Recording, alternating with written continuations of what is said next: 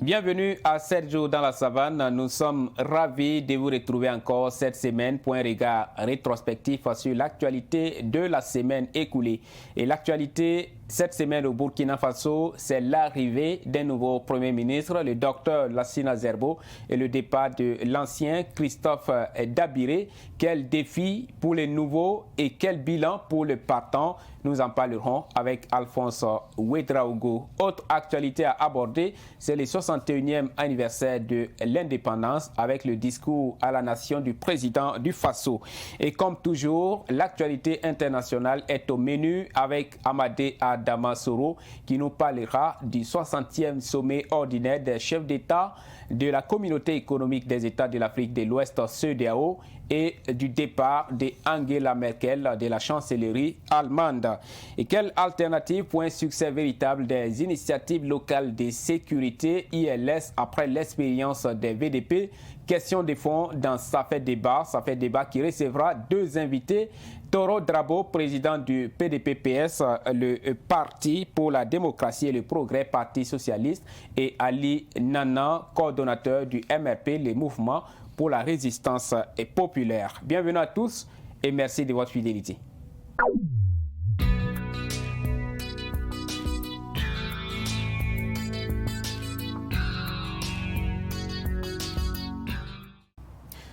Et il est depuis vendredi le nouveau Premier ministre du Burkina Faso, Dr Lassina Zerbo, un technocrate précédemment secrétaire exécutif de l'Organisation du traité d'interdiction complète des essais nucléaires, OTIS.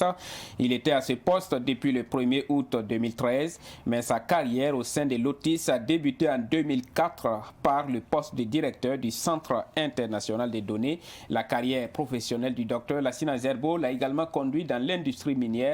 Il est diplômé d'un doctorat en géophysique de l'Université Paris 11 en France, diplôme obtenu en 1993. Âgé de 58 ans, il dit être un grand leader doté de grandes capacités managériales. Et nous en parlons avec Alphonse Ouedraogo qui est avec moi sur ce plateau. Alphonse, bienvenue. Bonjour Cambou, bonjour à ceux qui nous suivent. Alors, Dr Lassina Zerbo, nouveau Premier ministre du Burkina Faso, est-ce un bon casting selon vous? Je le trouve parce que c'est un homme, je dirais, très bien au parfum des choses, de ce qui se passe au Burkina. Dites-vous qu'il n'est pas déconnecté des réalités de notre pays, ce qui veut dire que de temps à autre, il a toujours mis les pieds au Burkina Faso. Nous le voyons régulièrement faire des interviews, donner des conférences au niveau national. Donc, c'est un homme qui bouge beaucoup, qui s'intéresse à l'actualité du pays. Donc, ce n'est pas un novice. Et étant donné que c'est un homme qui connaît déjà notre situation, je pense que comme profil, comme casting, le président du Faso ne s'est pas trompé. Mais il y a un mais parce qu'il ne travaillera pas seul, ce qui veut dire qu'il a besoin d'être étoffé, des gens dynamiques qui vont donc l'aider à impulser ce développement-là dont nous aspirons. Autrement, c'est un homme qui n'est pas aussi bien connu par beaucoup de citoyens, parce qu'il faut dire, parce que c'est un intellectuel, donc il vole dans les grands milieux, donc comme en tout cas l'homme qu'il faut face à la situation actuelle, je le trouve. Maintenant, ceux qui vont l'accompagner, c'est de ça qu'il est question. Donc les gens attendent qu'il compose d'ici là son équipe. Est-ce qu'il va aller avec ceux qui sont déjà là ou vraiment il y aura un changement notable qui sera opéré? Ça, c'est une équation qui attend donc d'être résolue. Alors, c'est vrai que vous dites qu'il n'est pas déconnecté des réalités, mais est-ce qu'il ne faut pas craindre voilà, un scénario Paul Kabatieba? Parce que avec Paul Kabatieba, tout le monde avait espoir au début, mais lorsqu'on l'a vu à la tâche, on a compris tout de suite que c'était une personne bien compétente, mais qui n'était pas trop au parfum des réalités. Aujourd'hui, Dr Lassina Zerbo, il est à l'Otis depuis 2004. Est-ce que il ne faut pas craindre également qu'à la tâche, on soit surpris? Peut-être qu'il n'est pas trop au parfum des réalités comme on le pense. Oui, votre inquiétude est fondée, d'autant plus qu'aujourd'hui, la préoccupation principale des Burkinabés, c'est la sécurité. Et je pense que c'est compte tenu de la détérioration du climat sécuritaire qui a fait que le chef de l'État, il a fait donc ce pas-là en nommant très rapidement un nouveau Premier ministre, en tout cas faisant la promesse d'opérer beaucoup de changements, revoir un gouvernement resserré. Pourquoi? Pour répondre aux besoins du moment. Aujourd'hui, les Burkinabés veulent que notre territoire, qui est en train d'être conquis par des groupes terroristes, que cela s'arrête.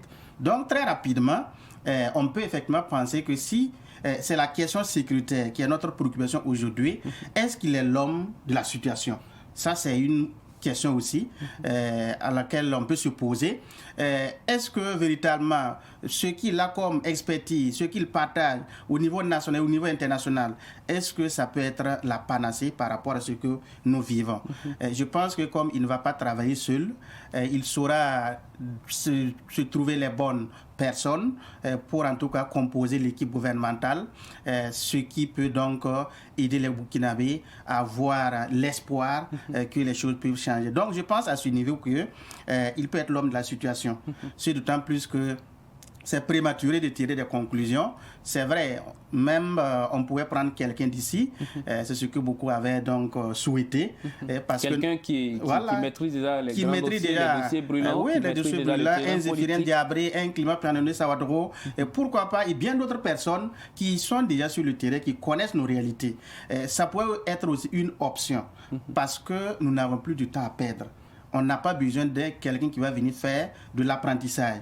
On a besoin de quelqu'un qui va venir très rapidement commencer à rouler, en tout cas, le bon programme pour que nos préoccupations puissent trouver satisfaction.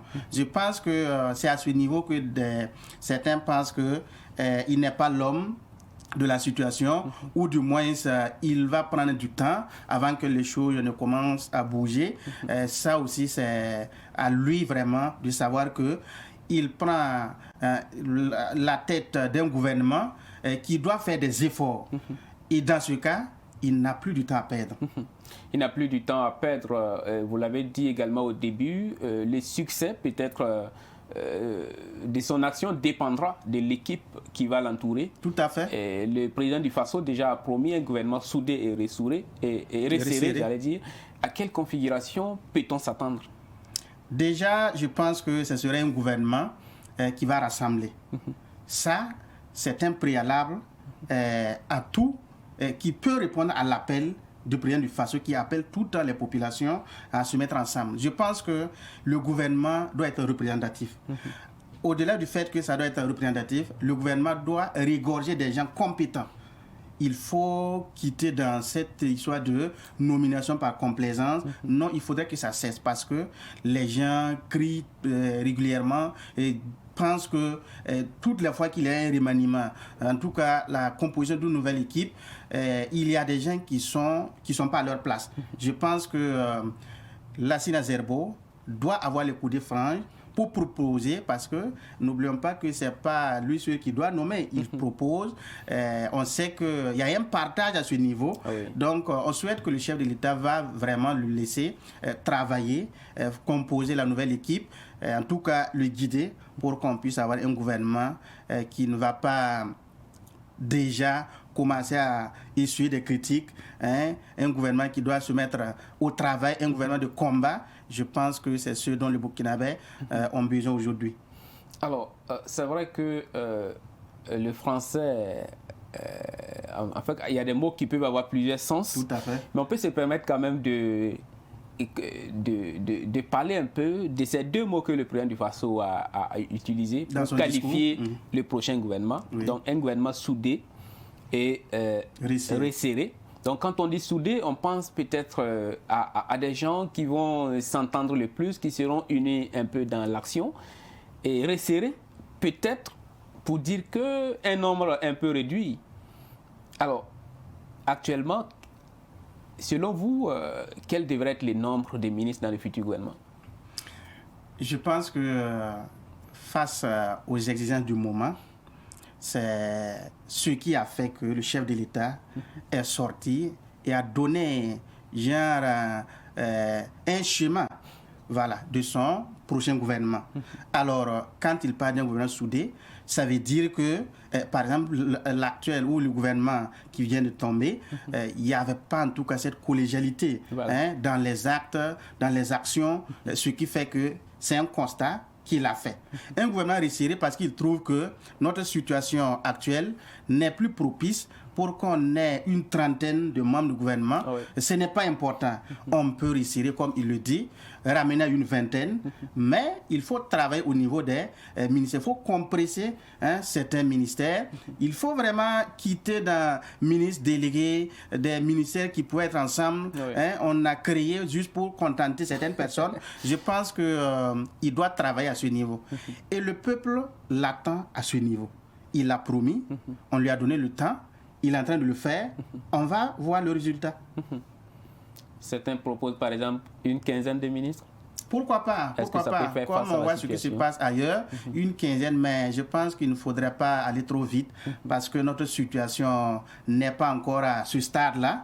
Il y a beaucoup de choses, il y a des priorités. Et parmi les priorités, il faut voir ce qui est plus prioritaire. Donc, on a toujours besoin de certains ministères pour répondre à certains besoins. Donc, on ne peut pas copier, mais on peut quand même faire des réaménagements. Je le pense. Est-ce qu'il ne faut pas arriver finalement à une situation où on va définir un format unique, statique, inchangeable? Voilà, pour notre gouvernement, au lieu d'avoir à chaque fois rassembler des ministères pour ensuite les scinder. Non, parce que la situation n'est pas stable. Voilà, ça fait que on ne peut pas avoir un schéma standard de ministère. Et donc, c'est en fonction de l'évolution du contexte. Aujourd'hui, si on vous dit de supprimer le ministère de la Sécurité, est-ce que vous allez accepter? Ce n'est pas possible. Si on dit on va supprimer le ministère chargé de la Solidarité, aujourd'hui, on ne va pas accepter parce qu'il y a des milliers de déplacés. Donc, je pense que c'est le contexte qui fait appel à la création de certains ministères. Et pendant ce temps, on peut aussi supprimer d'autres parce que notre priorité aujourd'hui n'est pas liée essentiellement à certaines choses. C'est la sécurité. La sécurité, c'est la sécurité, la défense et beaucoup d'autres choses. Donc, je pense qu'on peut aller à l'essentiel. Parlons à présent du Premier ministre sortant. Quel bilan pour Christophe Dabiré après 3 ans à la tête du gouvernement burkinabé? C'est une question à laquelle répond Soumaïla Rabo dans cet élément. Réduction du train de vie de l'État, renforcement du dialogue avec les travailleurs en grève, sécurisation des localités en proie au terrorisme, lutte contre la corruption et relance de l'activité économique étaient entre autres défis à relever par le Premier ministre Christophe Dabiré quand il arrivait en janvier 2019.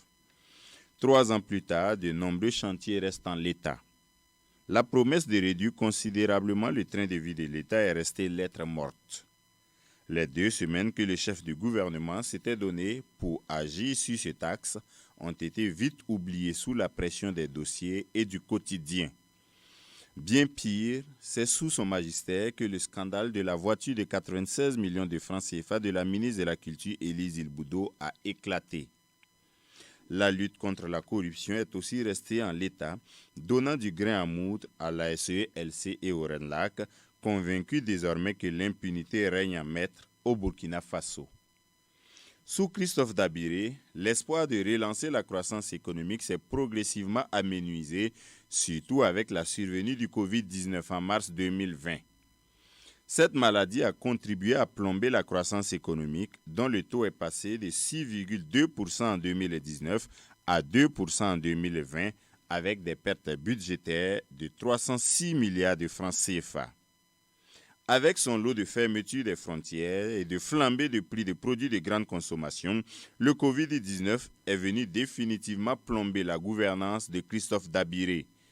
Pour ne rien arranger aux choses, l'insécurité s'est aggravée avec près de 600 forces de défense et de sécurité et de VDP tuées au bilan général, plusieurs milliers de civils morts, plus d'1,5 million de déplacés internes.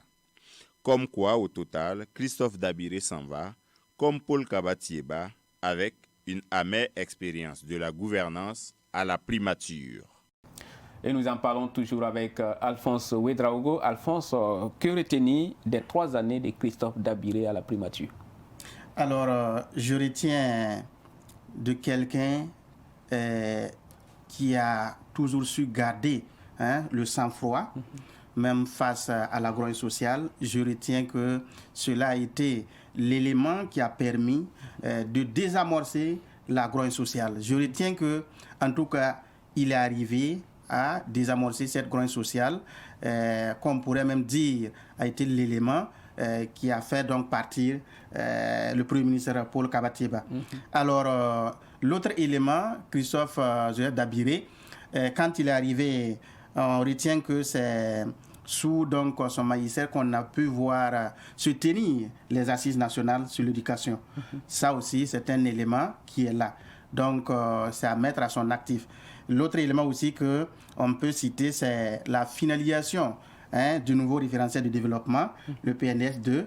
Donc, je pense que c'est tout ça qui a fait que on a pris du temps avant qu'il dépose donc sa démission. Sinon, beaucoup souhaitaient qu'il partait le plus tôt. Donc, il fallait donc qu'il ait le temps pour pouvoir travailler par rapport sur ce référentiel-là. Donc, je retiens ces 3 éléments et c'est important. Il est arrivé à un moment où c'était tendu, où entre le gouvernement et les partenaires sociaux, il n'y avait plus le dialogue. Donc, il est arrivé à réinstaller ce dialogue-là, à mettre le débat, à mettre les échanges sur la table. Je pense que ça, c'est important. Maintenant, ce qu'on peut aussi souligner comme faiblesse, pendant donc, durant son passage à la tête de la primature, l'insécurité règne toujours. Et d'ailleurs, il a lui-même dit à l'Assemblée nationale qu'il n'avait pas la solution au terrorisme, alors qu'aujourd'hui, notre souci, c'est le terrorisme. Donc, si donc, vous reconnaissez que vous n'avez pas une solution à ce problème-là, je pense qu'on ne devait plus durer avec cette situation-là. Oui. Donc, ça, c'est une faiblesse.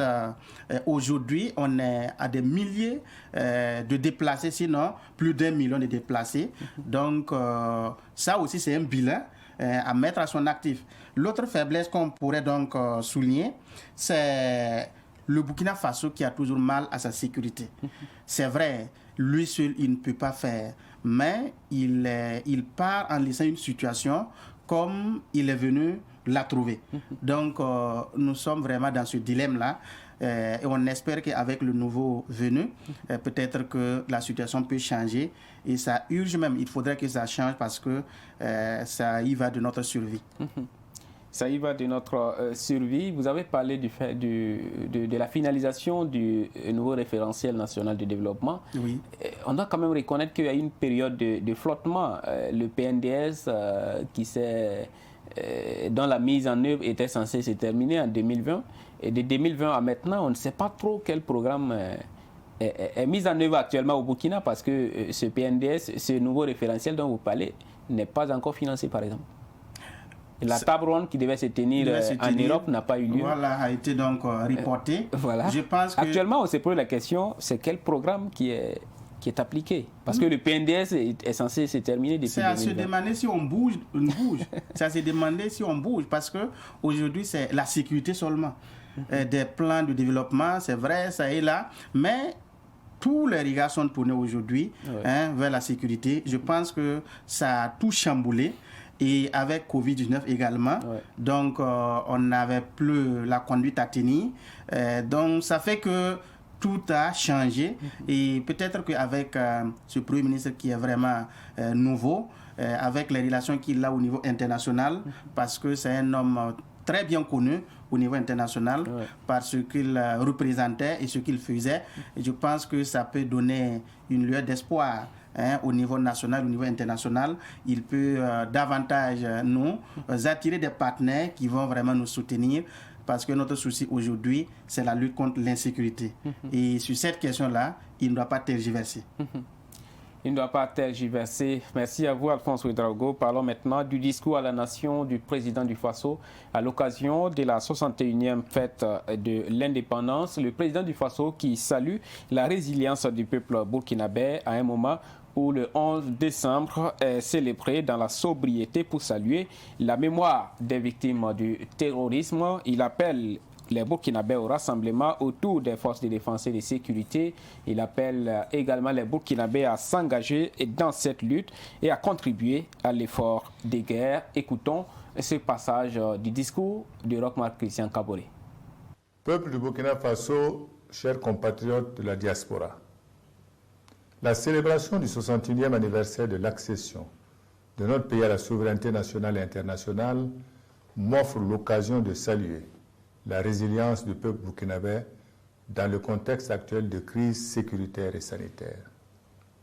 Elle se tient à un moment où nous portons encore le deuil de nos valeureux fils et filles, forces de défense et de sécurité, paramilitaires, volontaires pour la défense de la patrie et civils tombés sur le champ d'honneur de la lutte contre le terrorisme. Elle se tient aussi à un moment où nos populations continuent de subir les exactions lâches commises par les ennemis de nos valeurs politiques et socio-culturelles. Cette année, le 11 décembre est célébré dans la sobriété pour respecter la mémoire de toutes les victimes du terrorisme. Autant c'est dans la douleur, mais avec dignité, que nous faisons face à toutes ces adversités, autant nous ne devons à aucun moment nous départir de la conviction que c'est à nous qu'il incombe le devoir historique d'être les artisans de la victoire dans cette guerre injuste qui nous est imposée. Pour y arriver, chers compatriotes, je vous engage au rassemblement et à l'engagement. Rassemblement autour de nos vaillantes forces combattantes et des valeurs fondatrices de la République. Engagement ensuite de la nation dans un élan patriotique pour faire face à ce péril terroriste en nous appuyant sur une gouvernance vertueuse marquée du sceau de l'intérêt général et du bien commun. Burkinabé de l'intérieur et de l'extérieur, l'histoire de notre peuple a ouvert des plaies, ce qui explique sans doute aujourd'hui l'attitude équivoque de certaines personnes face au terrorisme. Et pourtant, nous devons avoir le courage de nous regarder en face pour solder tout ce passif douloureux, sans fuite en avant, en crevant l'abcès afin de créer les conditions propices d'un nouveau départ. Peuple du Burkina Faso, chers compatriotes de la diaspora, les festivités tournantes du 11 décembre devaient normalement prendre fin à Zingaré cette année. Pour les raisons que vous connaissez, le gouvernement a décidé de ne pas célébrer la fête de l'indépendance comme à l'accoutumée. Ce n'est que partie remise. Je tiens à féliciter les forces vives de la région du Plateau central pour leur engagement à réussir cet événement.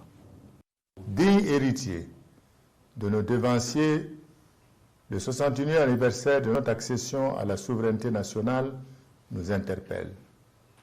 Mettons-nous à la hauteur des responsabilités historiques qui sont les nôtres.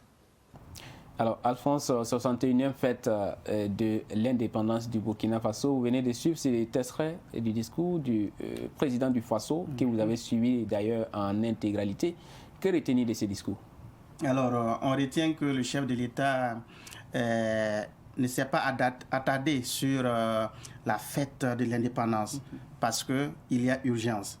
Il s'est plutôt attablé sur les questions sécuritaires, l'appel à l'unité, l'effort de guerre.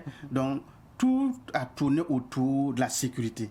Et je le comprends parce que c'est la préoccupation aujourd'hui. On retient que le chef de l'État a réitéré son éternel appel à l'unité, appel au rassemblement. Donc, chose d'ailleurs que beaucoup trouvent qui ne crée pas les conditions pour que les gens puissent se mettre ensemble Donc, quand vous appelez à l'unité, c'est à vous d'ouvrir la voie, c'est à vous de créer les conditions. Je pense que beaucoup lui reprochent parce qu'il ne crée pas les conditions. On retient aussi dans son discours que le chef de l'État veut véritablement que les gens fassent l'effort. Parce qu'il constate qu'il y a des Burkinabés qui ne se donnent pas à fond dans cette guerre contre le terrorisme. Il y a des gens qui pensent que si la situation continue de se détériorer, c'est parce que des gens ne font pas leur travail. Ça va précipiter la chute de certaines personnes pour que nous on vienne. Le chef de l'État trouve qu'il y a des gens qui sont réticents. Il faudrait qu'on se réveille. D'ailleurs, dans son discours, je vais le citer, l'histoire de notre peuple a ouvert des plaies, ce qui explique aujourd'hui sans doute l'attitude équivoque de certaines personnes face au terrorisme. C'est clair, parce qu'ils trouvent qu'il y a des gens, à les regarder leur comportement, leur façon de faire, leur façon de parler, s'exprimer, c'est comme si... ils s'en réjouissent. Ils s'en réjouissent. À la limite, c'est comme si ces attaques qui se répètent était donc un raccourci pour eux, dans tout cas, de pouvoir assouvir à leur fin. Le chef de l'État trouve que ça a quand même duré. C'est le moment de se rassembler. C'est le moment d'avoir à l'esprit que nous sommes dans une situation difficile. Et notre façon de vivre doit changer. Je pense qu'il nous appelle à ce niveau. Alors, est-ce que son appel sera entendu? Comme je l'ai dit, c'est à lui de créer les conditions. S'il veut réellement que les gens se mettent ensemble, que les Burkinabés changent leur façon de faire, il faut commencer par changer au niveau du sommet. Il ne faudrait pas laisser des ministres qui sont vraiment dans des soirées, galas, beaucoup dans des dîners. Il y a des choses qui ne donnent pas l'exemple. Oui. Voilà. On ne voit pas le changement. C'est tous les pays actuellement. Tout à fait. On ne voit pas le changement au niveau du sommet. Et quand le sommet a mal, c'est-à-dire même ceux qui sont au bas de l'échelle ne peuvent pas changer, même s'ils le veulent, même s'ils vivent des situations difficiles. Quand vous voyez des gens qui sont dans des sites de déplacés, qui peinent à avoir à manger, moi je pense que tout ça, ça doit nous faire réfléchir, changer notre façon de faire. Je pense que c'est à ce niveau que le chef de l'État invite tout un chacun à laisser nos égos, mais à se mettre ensemble pour que nous puissions avancer. Parce qu'avant tout, c'est le pays. Se mettre ensemble pour pouvoir avancer, parce qu'avant tout, c'est le pays. En tout cas, merci pour le décryptage de toutes ces actualités. Merci Kambo et bonne suite. Merci. Et dans la suite, nous parlons de l'actualité dans la sous-région. 60e sommet ordinaire des chefs d'État de la CEDEAO ce dimanche à Abuja, au Nigeria. 3 sujets majeurs sont au menu des discussions. Insécurité dans la sous-région, mise en place de la monnaie commune, situation politique au Mali et en Guinée. Nous en parlons avec notre spécialiste des questions internationales, Amadé Adamasoro, qui vient de nous rejoindre sur ce plateau. Bonjour Amadé Adamasoro et bienvenue. Bonjour Kambo, bonjour à toutes et à tous. Alors, un sommet de la CEDEAO pour se pencher sur 3 questions principalement, comme je l'ai déjà dit. Alors, sur la question sécuritaire dans la sous-région, que faut-il attendre de la CEDEAO concrètement sur le terrain? Oui, c'est vrai que c'est une des premières fois que l'instance sous-régionale africaine se penche de manière profonde, ou du moins à l'intention de se pencher de manière profonde sur la question de la sécurité. Parce que lorsque vous vous référez aux textes fondamentaux qui ont été à la base de la création de la CEDEAO, c'est plutôt les actions économiques qui sont mises en avant. Même si, au fil du temps, la CEDEAO est devenue une institution plutôt politique qu'économique. Parce que la première mission de cette institution, c'était donc de travailler à raffermir les liens économiques et sociaux entre, n'est-ce pas, les populations de cet espace-là, c'est-à-dire une CEDEAO de peuple et non une CEDEAO de politique. Mais avec le temps, comme vous l'avez si bien, comme vous le savez, alors cette institution est devenue plus politique qu'économique. Aujourd'hui encore, sur la question sécuritaire, s'invite dans n'est-ce pas, dans cette perspective. Cela prouve une manière, en tout cas pour les dirigeants africains, de noter que sans sécurité, on ne peut pas parler d'économie, on ne peut pas parler donc d'autres choses, de politique.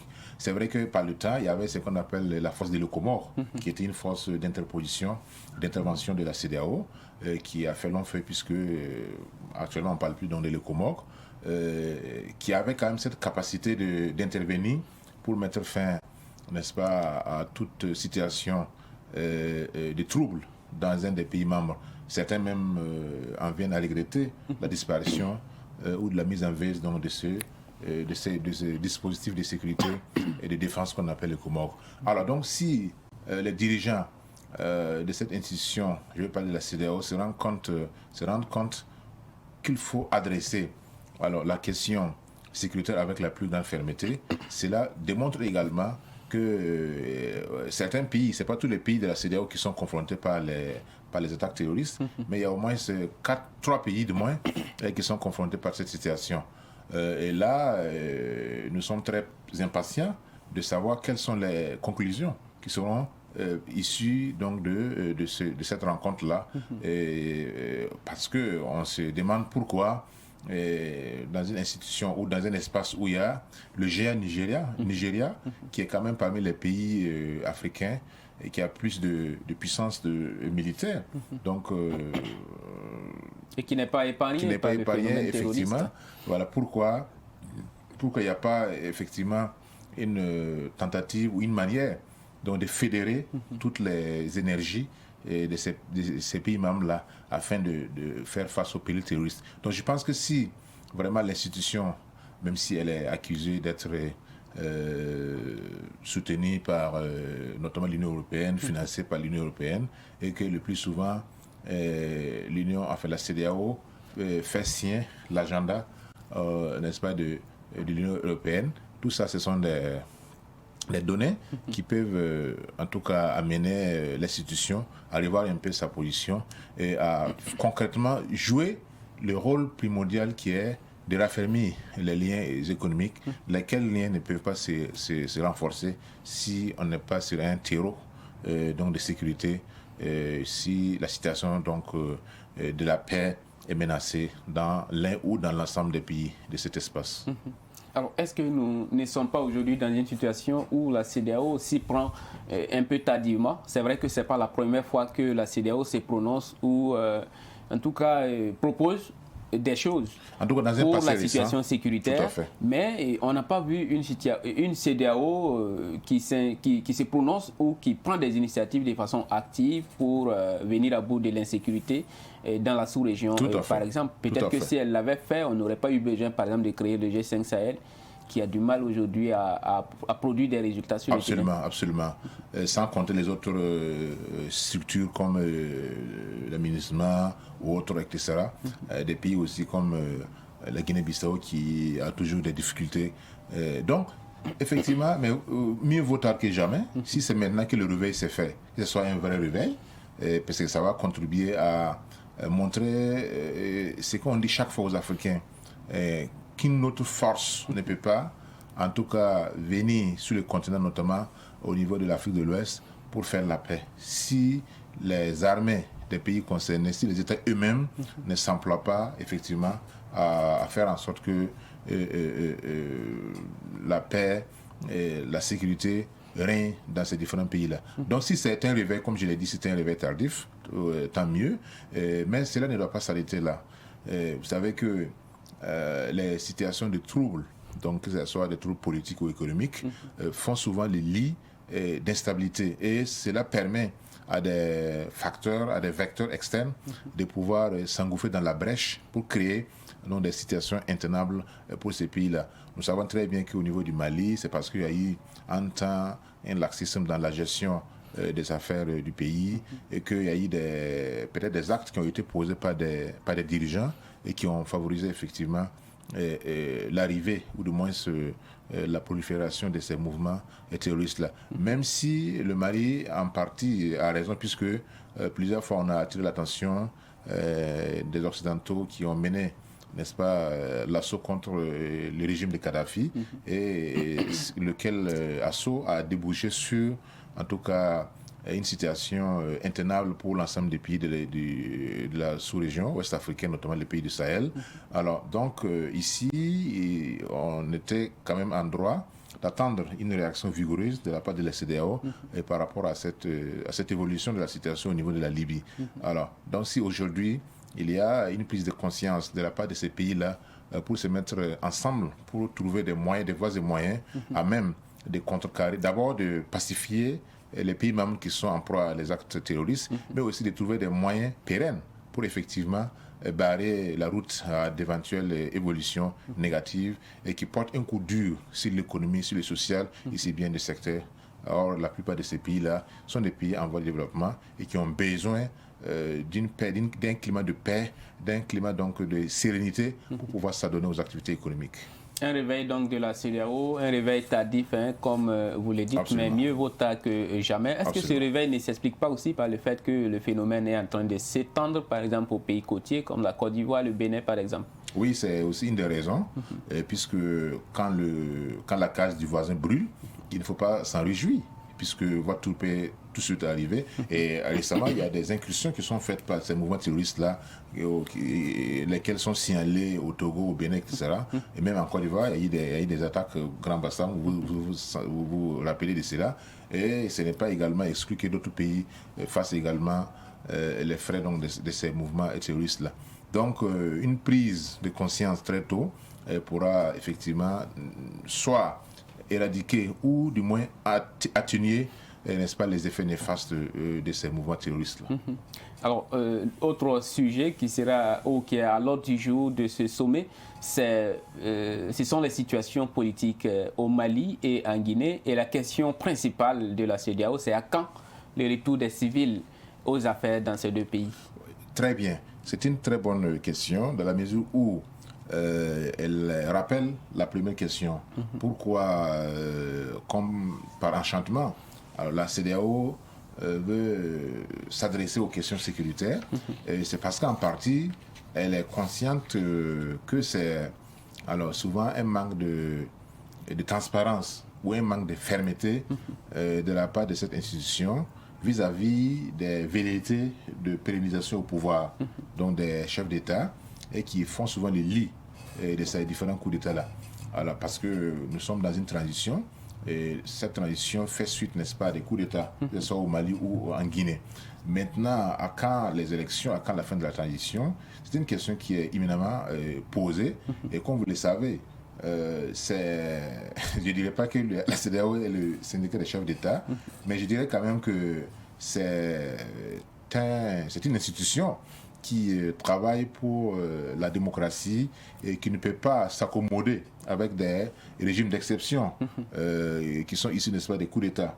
Et même si le plus souvent, alors les populations ouest-africaines ne comprennent pas certaines prises de position de la CEDEAO. Pourquoi? Ils estiment que donc la CEDEAO serait une institution de chef d'État ou du moins d'élite et non pas une institution dont le but est de travailler à asseoir un véritable développement à la base. Et parce que le plus souvent, lorsque vous arrivez au pouvoir suite à un coup d'État et que ce soit par manipulation ou par réalisme, les populations sortent pour acclamer les nouveaux dirigeants. Alors cela peut s'expliquer par un rejet donc, de l'ancien régime.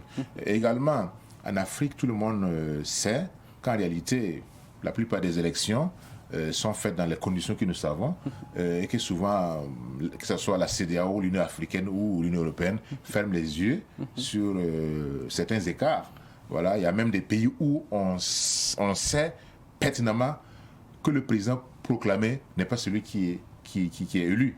Mais on laisse passer parce que... Alors que ces institutions ont toujours eu des missions d'observation des élections. Donc ce sont des pratiques qui ne les confortent pas, ou qui ne les confortent pas, certes, mais qui confortent alors certains...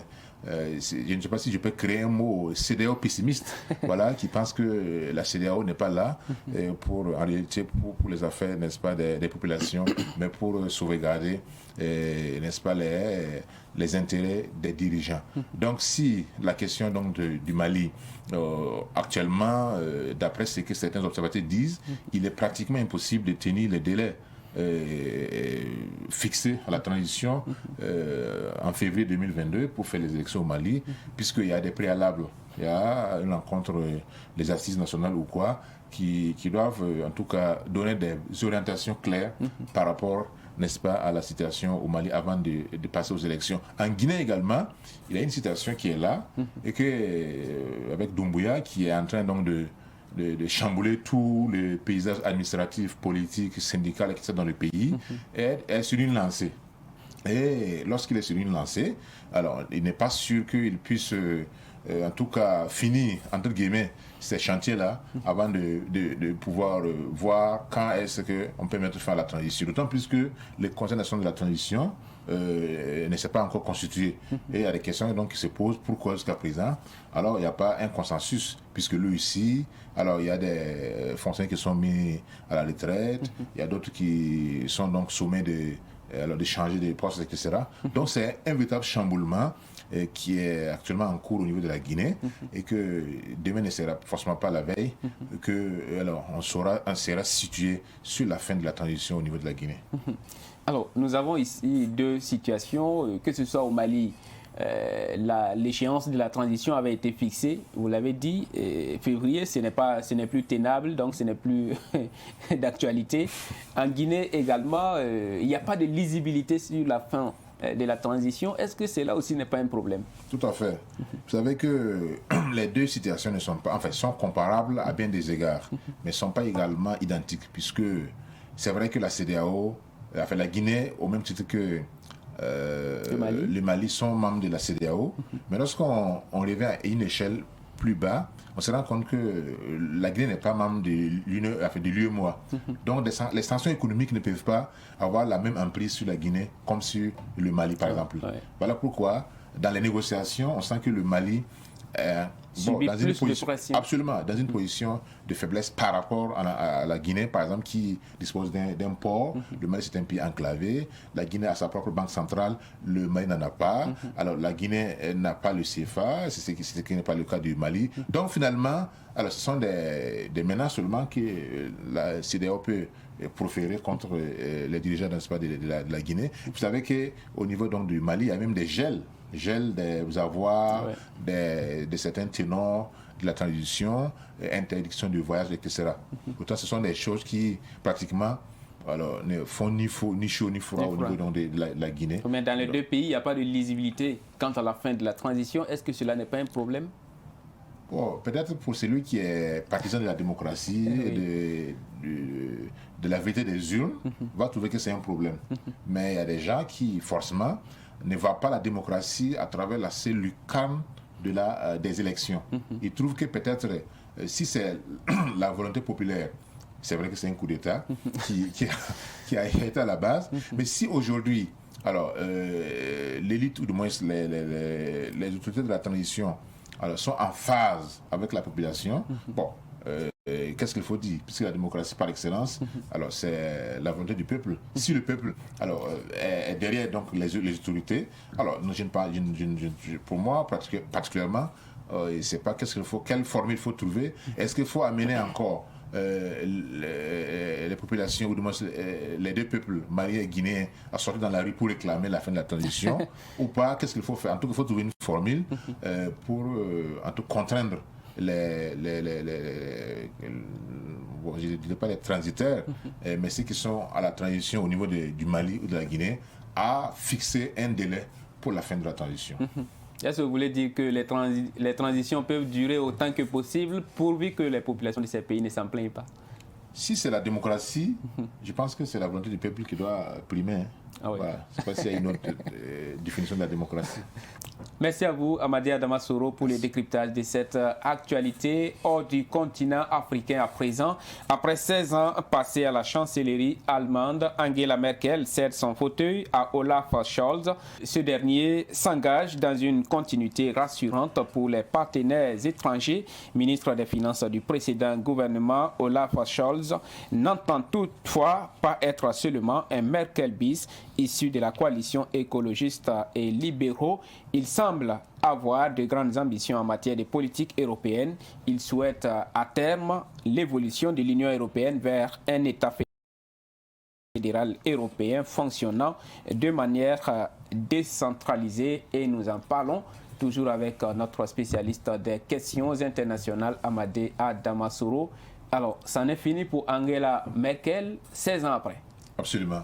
16 ans se sont passés, je dirais, de façon éclair pour certains, tellement Angela Merkel a été celle qui a marqué de son empreinte spéciale et indélébile, non seulement la classe politique allemande, la classe politique européenne, mais aussi la classe politique mondiale.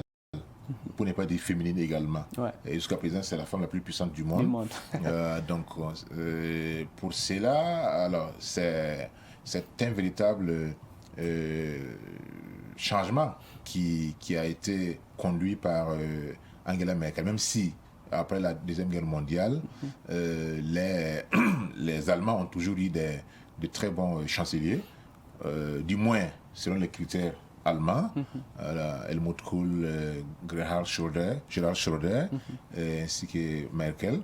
Donc, puisque l'Allemagne, après la Deuxième Guerre mondiale, et vu les déboires qui ont été le sien, la débâcle donc pendant la Deuxième Guerre mondiale, a pris une nouvelle orientation. Celle qui consiste à se concentrer sur la production économique. Aujourd'hui, c'est la 4e puissance économique mondiale et la première puissance économique européenne. Ouais. Même si au côté armement, elle est reléguée donc à la seconde place. Mais donc c'est un pays qui sait ce qu'il veut. C'est un pays qui sait où il va. Et aujourd'hui donc ce changement qui s'est opéré à la tête du pays, alors est un signal, puisque elle a fait quand même 4 mandats. Voilà. Il n'y a pas de limitation du mandat là-bas, et que finalement son remplaçant, qui est donc Olaf Scholz, et qui était pratiquement un inconnu du landerneau politique allemand, même s'il a milité dans beaucoup de partis, même s'il a également appartenu à des cabinets ministériels, mais c'était quelqu'un qui est pratiquement un inconnu. Je lisais une anecdote où on disait que il fallait faire une recherche, il fallait se googler, comme on dit, pour un peu avoir une idée sur la personne, quelle est sa vie privée, où est-ce qu'il a étudié, etc. Parce que c'est quelqu'un qui s'est fait discret, mais qui est aussi reconnu notamment par ceux qui le connaissent, comme un travailleur acharné, et qui met au devant les mérites, la méritocratie. Alors, il est issu donc d'une famille modeste, mais qui quand même a eu à gravir donc beaucoup d'échelons, que ce soit dans l'administration publique, mais aussi c'est un avocat, donc dans sa vie privée également. Donc ça prouve que l'Allemagne est donc sur la même trajectoire. Donc, comme vous l'avez dit, face à cette vague donc ce qu'on appelle les europécimistes, les europécimistes qui ne pensent pas, qui pensent même que les artisans de la construction de l'Union européenne sont un peu allés vite en besoin. C'est comme si nous parlions donc de la CEDEAO. Ils estiment aussi que l'Union européenne est un regroupement d'élites européennes et que les peuples européens, entre eux, ne sont pas soudés.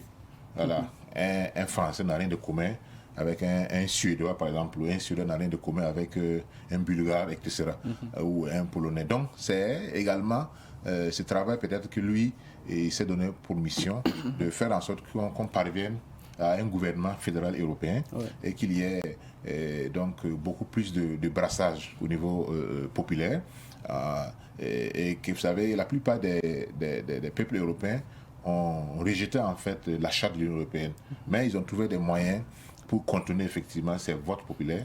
En France, par exemple, on a voté non au temps de Chirac contre l'adhésion à l'Union européenne, mais par la magie des manœuvres politiques aujourd'hui, alors donc ils ont trouvé donc la parade pour intégrer la France. Est-ce que pour tout cela, cette ambition de Olaf Scholz de fédéraliser l'Europe va être facile? Oui, tout à fait. Facile, pas tout à fait, puisqu'il y a des courants également. Vous savez, avec le Brexit, qui est un coup dur pour les Européens. pour les partisans d'une Europe unie. Et il y a aussi beaucoup de partis de l'extrême droite, par exemple, qui continuent de faire des pressions pour que l'Europe se disloque. Parce qu'on trouve que c'est une union faite dans la douleur ou dans le forceps, c'est dans le forcing du moins. Et pour parvenir effectivement à une véritable union, il faut qu'il y ait une intégration à la base. Or, on se rend compte que les frontières, sauf par exemple les Schengen, et les frontières sont fermées entre certains pays, et qu'aujourd'hui la question migratoire a également divisé certains pays, et qu'il y a des alliances qui se font entre des blocs contre d'autres blocs. Vous vous souvenez de l'histoire des sous-marins, où la France a été, n'est-ce pas, prise à défaut par l'Australie, et avec le soutien des États-Unis et de la Grande-Bretagne, qui tout récemment était donc dans l'Union européenne. Donc c'est pour vous dire également que même là-bas, il y a en tout cas des problèmes, il y a beaucoup de travail qui reste à faire pour amener les peuples ensemble. Mais à la grande différence des pays africains, c'est que pour eux, ce qu'on appelle les services sociaux de base, c'est-à-dire l'éducation, la santé, les infrastructures, tout est fini. C'est-à-dire qu'on est parvenu à faire en sorte que les citoyens puissent avoir accès à ces différents services sans différence entre les zones rurales, zones urbaines, etc. Or, chez nous ici, alors, tout est à construire, je ne dis pas à les construire, tout est à construire. Tout est à construire. Et malgré ça, c'est nous qui sommes les plus grands gueulards en matière politique. C'est nous qui avons des gouvernements pléthoriques. C'est nous qui délapidons de l'argent. Or, ceux qui nous prêtent même l'argent, ceux qui nous font des dons, alors ont des gouvernements resserrés. Et en Allemagne, on parle de 15 ou de 16, tout au plus. Alors, donc, tout ça, ce sont des situations qui indiquent que nous ne savons pas surtout où est-ce que nous allons et que si nous ne revoyons pas notre manière de faire, on risque de traîner en tout cas l'état du sous-développement. Merci à vous, Amadé Adamassouro, pour toutes ces analyses, pour ce décryptage. Merci. Et c'est donc tout pour cette page décryptage de 7 jours dans la savane.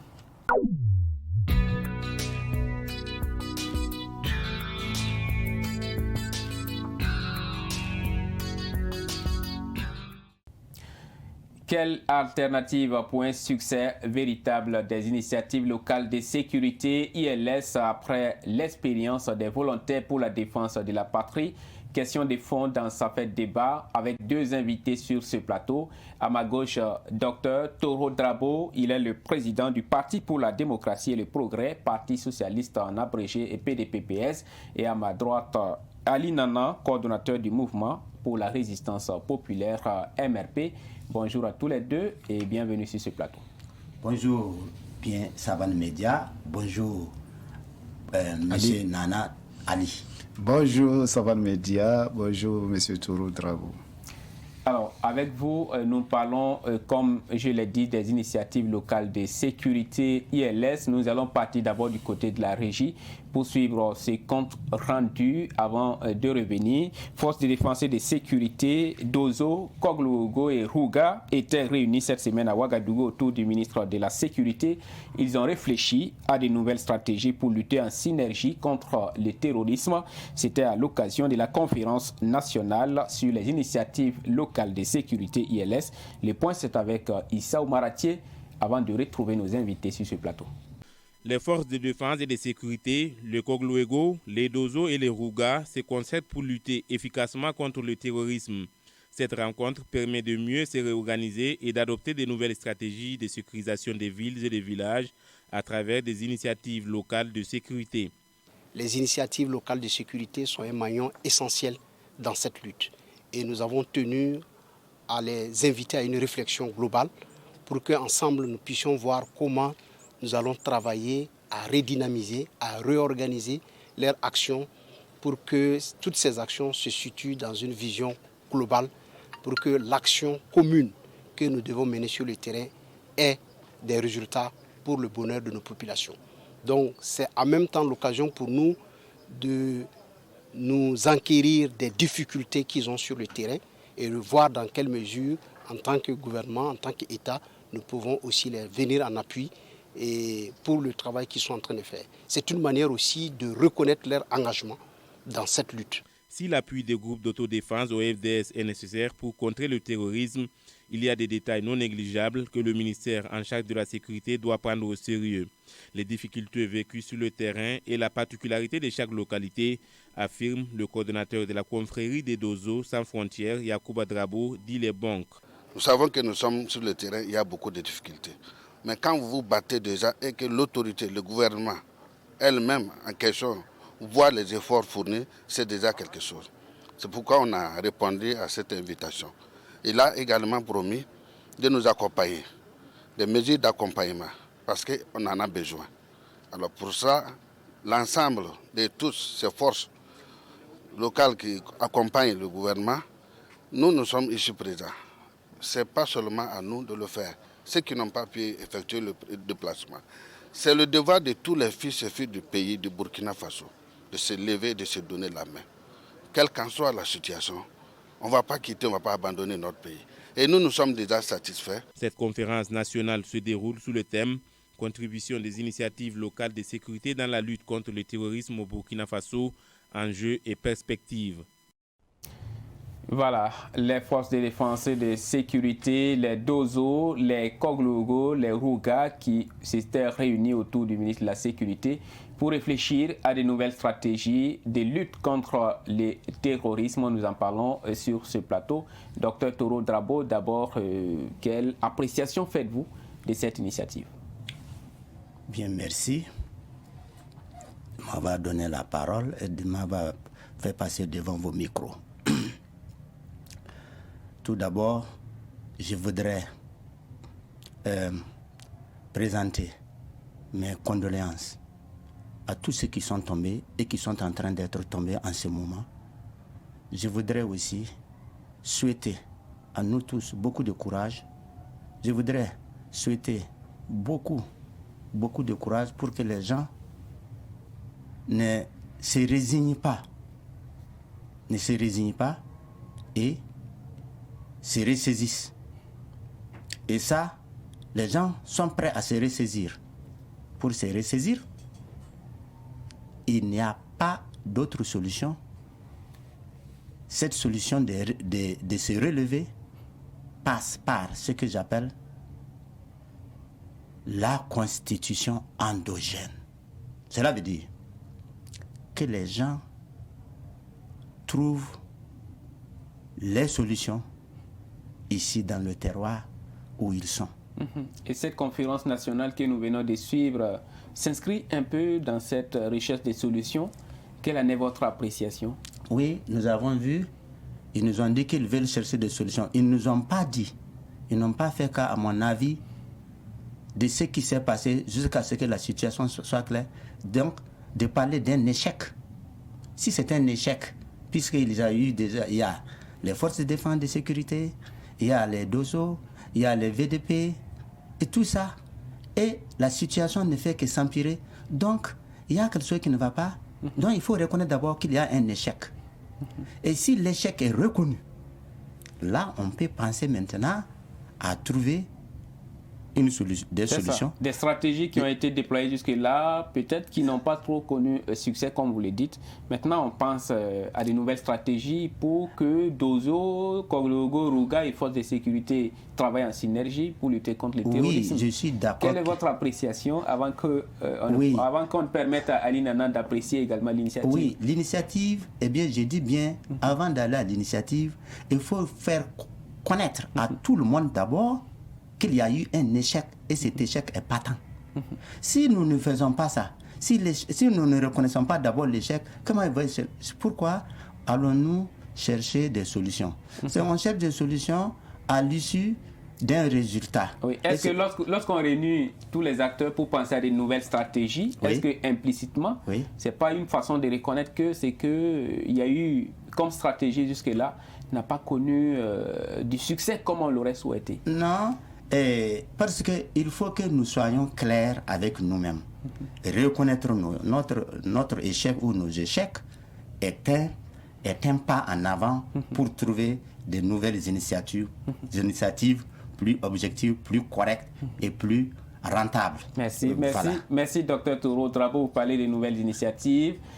on est en train de constater que ce sont des nouvelles initiatives qui sont en train d'être déployées à travers, par exemple, cette conférence nationale sur les initiatives locales de sécurité qui a consisté à réfléchir sur de nouvelles stratégies pour que Dozo, Koglo-Ogo, Forces de défense et de sécurité et Ruga puissent travailler en tandem.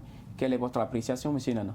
Ok, comme il est de coutume, permettez-moi à travers votre micro, au nom de la coordination du mouvement pour la résistance populaire, de m'incliner devant la mémoire de tous ceux qui nous ont précédés ou bien de ceux qui nous ont dévancés dans l'au-delà du fait de cette guerre lâche depuis 2016 jusqu'à aujourd'hui. Et ensuite, mes pensées vont aux milliers de déplacés ou aux millions de déplacés parce que nous sommes en train d'atteindre les 2 millions de déplacés qui souffrent dans un silence total dans leur âme et dans leur corps. Que nous avons une pensée effectivement à leur égard. Ok, pour apprécier effectivement l'élément qui vient de passer, je vais paraphraser quelqu'un qui disait que si c'est les textes ou les initiatives, le Burkina Faso est un champion. Nous avons les plus belles initiatives, nous avons les plus beaux textes au monde aujourd'hui. Pour s'en convaincre, il suffit de jeter un regard sur nos différents textes, nos traités, nos accords internationaux, notre constitution, les lois que nous avons votées à l'Assemblée nationale. Nous avons les plus beaux textes et les plus belles initiatives. Et en témoin celles qui viennent de passer, effectivement, les initiatives locales de sécurité, qui est une bonne idée. Malheureusement, comme je l'ai dit, ce qui pose problème au Burkina Faso, c'est l'application. C'est la mise en œuvre de tout ce qu'on arrête de commun accord. Aujourd'hui, prenez la loi sur les volontaires pour la défense de la patrie. Quand nous lancions le mouvement pour la résistance populaire à Congo-Si en octobre 2019, effectivement, une certaine opinion s'était érigée, s'est prononcé contre effectivement cette initiative en disant que voilà, nous allons armer les populations pour voici. Mais à l'Assemblée nationale, nous avons eu la chance à l'adoption de cette loi-là que l'ensemble des 27 députés, effectivement, des 127 députés ont voté à l'unanimité cette loi. Ça veut dire que le principe, le contenu de la loi, après un débat à l'Assemblée nationale, effectivement, les gens ont pu arrêter un texte très optimal qui fait l'unanimité. Donc, si vous voyez la loi sur les VDP aujourd'hui, il suffisait simplement d'appliquer cette loi dans son entièreté et aujourd'hui, nous ne serions pas là où nous en sommes. Vous pensez que la loi n'est pas malheureusement, appliquée dans son la entièreté? loi n'est pas appliquée parce que le contenu de la loi est clair. Et il faut le parcourir. Vous allez voir qu'en réalité, si on appliquait ça, aujourd'hui, le Burkina Faso ne perdrait pas aujourd'hui les 2 tiers de son territoire. Qu'est-ce qui est prévu par la loi et qui n'est pas appliqué selon vous? Tout n'est pas appliqué, notamment si les conditions de prise en charge des volontaires pour la défense de la patrie, l'octroi des moyens de défense, l'encadrement. Aujourd'hui, demander au VDP, nous sommes en relation avec presque tous les VDP du Burkina Faso. Nous savons comme les conditions dans lesquelles ils vivent, ils travaillent. Et depuis bientôt 1 an, vous savez que les volontaires sont pas qu'utilisés comme des chairs à canon, mais dans une certaine opinion, les gens trouvent qu'aujourd'hui, c'est les volontaires qui tiennent, qui sont au premier plan, qui combattent sans rien. Vous avez vu les reportages par-ci, par-là, où on a mis à nu effectivement cette situation dramatique dans laquelle les volontaires vivent aujourd'hui et défendent volontairement notre territoire. Ils sont diminués, ils sont carrément dans un dénouement total, sans alimentation, sans primes prévues qui ne tombent pas de façon régulière, sans moyens de défense, surtout les moyens de défense, parce qu'aujourd'hui, près de 1 tiers ou 2 tiers des volontaires formés effectivement, n'ont pas de moyens, n'ont pas été dotés de moyens conséquents. Vous partez dans un village, on forme 20 personnes et il n'y a que 2 fusils pour les 20 personnes. Et on dit qu'on a des volontaires. Vous croyez que ces volontaires-là peuvent faire face à cette tuerie? En fait, ceux qui viennent nous attaquer aujourd'hui, ils ne sont pas mieux armés que nous. Loin s'en faut. Pour ceux qui ne savent pas, ils ne sont pas mieux armés que nous, ils ne sont pas plus nombreux que nous. Malheureusement, nous ne sommes pas dans une dynamique de riposte, nous ne sommes pas dans une dynamique offensive, si bien que les gars viennent à 2, 3, 4 et puis déguerpillent 3, 4 villages par jour, ce qui n'est pas acceptable. Aujourd'hui, au Niger, le terrorisme a commencé plus tôt au Niger, mais le Niger n'a pas le nombre de déplacés que le Burkina a aujourd'hui. Les villages, donc ça veut dire quoi? Ça veut dire qu'aujourd'hui, il y a un problème de mise en œuvre de la loi sur les volontaires. Pas que c'est un échec. Contrairement à ce que certains disent, nous n'avons pas échoué. La loi sur les volontaires est aujourd'hui la solution au problème du terrorisme au Burkina Faso. S'ils veulent, ils n'ont qu'à amener des experts, ils n'ont qu'à amener tout, quelles que soient les initiatives, tant qu'on ne va pas miser sur la population. Parce que le rôle du mouvement pour la résistance aussi populaire, c'est ça. C'est d'impliquer la population civile dans cette guerre. Parce qu'au regard des statistiques que nous avons compris qu'aujourd'hui, cette guerre-là, seuls les FDS, nos militaires, malgré leur volonté, malgré les moyens qu'ils ont aujourd'hui, ne peuvent jamais et ne pourront pas arriver à vaincre ce terrorisme-là. Il faut une guerre populaire, il faut une implication de toutes les populations. Il faut que chacun se rende effectivement défenseur de ces territoires-là, parce qu'aujourd'hui, il n'est plus question de parler de partis, il n'est plus question de parler de religion ou d'ethnie. Aujourd'hui, ce qui pose, c'est le problème du territoire burkina. Nous sommes en train de perdre 2 tiers de notre territoire. Qu'est-ce qu'il faut faire pour reconquérir effectivement, ou bien pour arrêter l'hémorragie et lancer une offensive pour la reconquête de cette partie perdue? Vous aurez l'occasion de faire des propositions à ce niveau. Docteur Drabo, Ali Nanan vient de le dire, il faut que chacun se rende défenseur de ces territoires-là. Qu'en pensez-vous? Oui, nous devrons reconnaître, bien avant même la colonisation, ces gens se sont battus avec ce qu'ils avaient comme armes. Ils ont presque vaincu les colonialistes. Ils n'ont pas fui.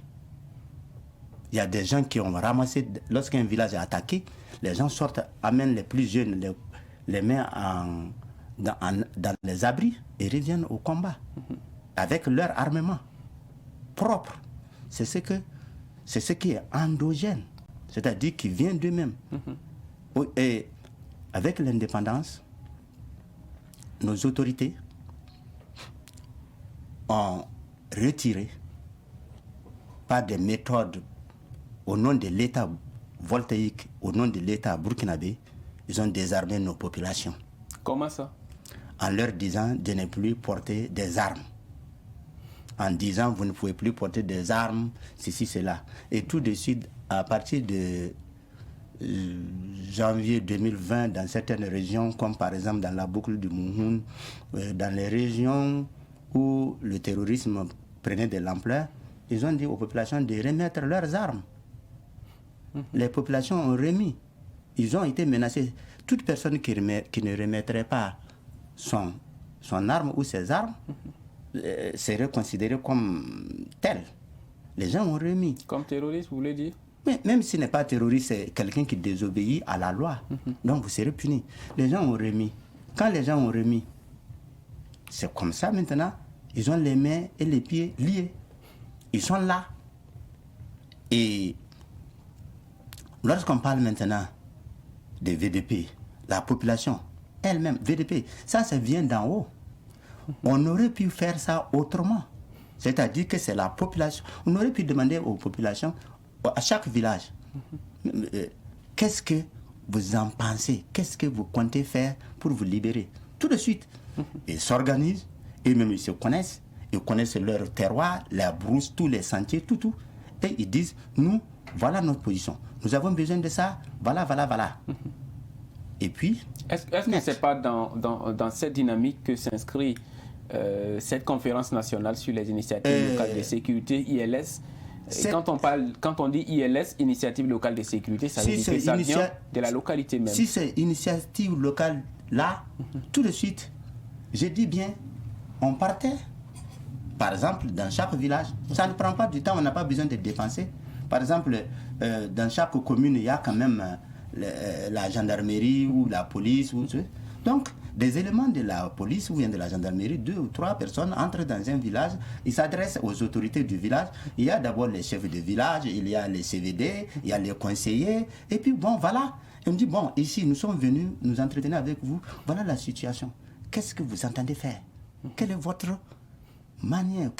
Comment vous allez faire? Tout de suite, ils vont vous sortir des plans, tout, plus que ce que les gens font. Parce que ça, c'est venu d'en haut. Lorsque ça vient d'en haut, et puis maintenant on dit que c'est initiative, ce n'est pas vrai. Ce n'est pas une initiative des localités, mais dans la plupart des cas, c'est comme ça. Par exemple, vous savez, lorsque les gens avaient des problèmes, par exemple, on vient voler le troupeau. Moi, j'ai vu ça dans des villages, chez moi. Les gens, ils ne savent pas qui vole. Aussitôt, ils se mettent derrière les animaux qui vont dans la brousse et à la fin, ceux qui viennent voler leurs animaux, ils les encerclent. Ils les laissent attraper les animaux, attacher, mettre dans leur... Pour démarrer, ils sont encerclés. Il dit, bon, c'est vous, les auteurs de nos... Mais on vous laisse. Mais si vous revenez, on vous attaque. Donc ici, l'initiative n'est pas partie réellement. Ce qu'ils appellent initiative, ce n'est pas une initiative. C'est quelque chose qui est imposé directement ou indirectement d'en haut. On ne parle pas de la population. Si on parle même de la population elle-même, les solutions sont les meilleures et personne ne peut résister. C'est pourquoi, depuis l'indépendance, cela n'a jamais eu lieu, puisque la population a été exclue de tout. Donc, vous lui arrachez l'armement et quand ils sont attaqués, la réponse des forces de sécurité ne se fait pas sentir. C'est comme si le pouvoir en place, où tout collabore avec les terroristes, il maîtrise la population, il les met la population nue et les livre. Puisque si vous ne pouvez plus combattre, celui qui vient vous frapper et celui qui vous a dit de remettre les armes ne vient pas à votre secours. Qu'est-ce que vous voulez? Vous êtes livré. Qui est responsable? Ce n'est plus la population. Pensez-vous que les autorités peuvent faire ce que vous dites là? Mais bien sûr. Ils ne font qu'attendre. Les gens ne veulent que ça. Ils n'attendent que ça.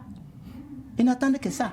Et moi, même dans nous, au PDP-PS, nous avons même dit que, lors de la visite de Macron, nous avons écrit que le G5 Sahel, là, c'est le bébé de Macron. Et qu'en aucun cas, ça ne servira le Burkina Faso. Il a dit par exemple qu'au Niger, les populations ne fuient pas. Oui. Le Niger est attaqué autant que le Burkina, mais il n'y a pas un tel nombre de déplacés internes. Très bien. Est-ce qu'au Niger, la population est désarmée ou bien n'est pas désarmée? Si elle ne fuit pas, vous voyez, chez nous, lorsque les terroristes arrivent, non seulement ils tuent, mais ils commencent par brûler. Moi, mon propre petit frère a été battu le 22 novembre, abattu. Parce que dans la maison, il a refusé d'ouvrir la porte. Il dit non. Il était main nue. On l'abat, on brûle. Tout brûle. Vous voulez comment les gens vont rester dans ça? Il faut, puisqu'ils n'ont rien pour répondre.